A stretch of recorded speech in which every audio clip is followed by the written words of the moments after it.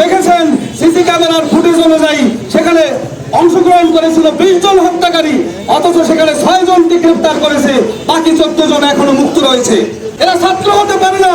একজন মানুষকে যেখানে পিটিয়ে পিটিয়ে হত্যা করা হয়েছে তারা দেখেছে, বিশ্ববিদ্যালয়ের হাজার হাজার হলের ছাত্ররা তারা কেন প্রতিবাদ করে নাই?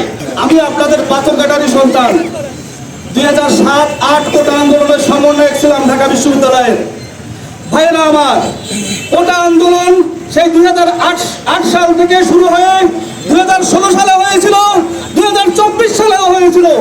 এই কোটা আন্দোলনের উদ্দেশ্য ছিল বাংলাদেশ থেকে বৈষম্যহীনতা, বিচারহীনতা, সকল রকমের অপসংস্কৃতিকে বিদায় জানানো। ভাইয়েরা আমার, আপনারা দেখেছেন বিগত দিনে আমরা যে সরকার দেখেছি তারা বিচারহীনতার যে সংস্কৃতি গড়ে তুলেছিল, সেই বিচারহীনতার সংস্কৃতি আবার 24-এর বিপ্লবের পরে বাধাচারা দিয়ে উঠেছে। আমরা এই বিচারহীনতার সংস্কৃতি চাই না। আমরা চাই আমাদের যে পাথরঘাটার কৃতি সন্তান তোফাজ্জল হোসেন ভাই, তার যে নির্মম হত্যা হয়েছে, সেই হত্যার বিচার যেন দ্রুত বিচার ট্রাইব্যুনালে হয় এবং সেই হত্যার বিচার যেন অতি দ্রুত কার্যকর হয়। ওই 6 জন বাদে বাকি 14 জন এখনো মুক্ত রয়েছে। আমার কথা হচ্ছে, বিশ্ববিদ্যালয়ের প্রক্টর কি করছিল যখন তোফাজ্জল হোসেন ভাইকে নির্মম ভাবে হত্যা করা হয়? বিশ্ববিদ্যালয়ের প্রক্টর কি করছিল? বিশ্ববিদ্যালয়ের হলের প্রভোস্ট কি করছিল?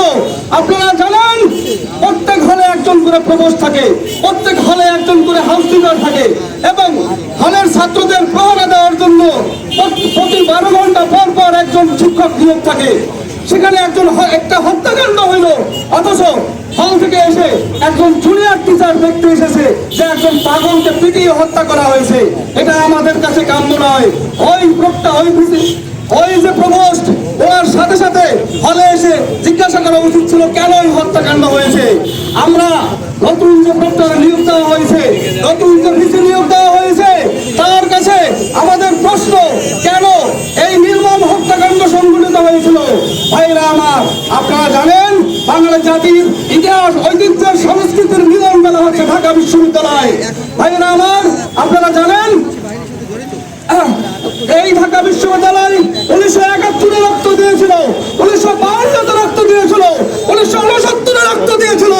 এই ঢাকা বিশ্ববিদ্যালয়ের সাম্য এবং ন্যায়ের প্রতীক যে ঢাকা বিশ্ববিদ্যালয়, সেই ঢাকা বিশ্ববিদ্যালয়কে যে সমস্ত ছাত্ররা কলঙ্কিত করেছে, অবিলম্বে তাদের দ্রুত বিচার ট্রাইব্যুনালে তাদের শাস্তি নিশ্চিত করতে হবে। তো দ্রুত সম্ভব রাস্ট্রিকেট করতে হবে। তারা বিশ্ববিদ্যালয়ের ছাত্র হওয়ার যোগ্য না। তারা একজন মানুষকে পিটিয়ে পিটিয়ে হত্যা করার পরও যাদের বিবেকে দয়া মায়া উদ্রেক না হয়, তারা কোনোদিন ছাত্র হতে পারে না। ভাইয়েরা আমার, আপনারা জানেন তবে আল্লামা ইকবাল লিখে গিয়েছিল, এডুকেশন কি? এডুকেশন হচ্ছে combined development of body, mind and soul.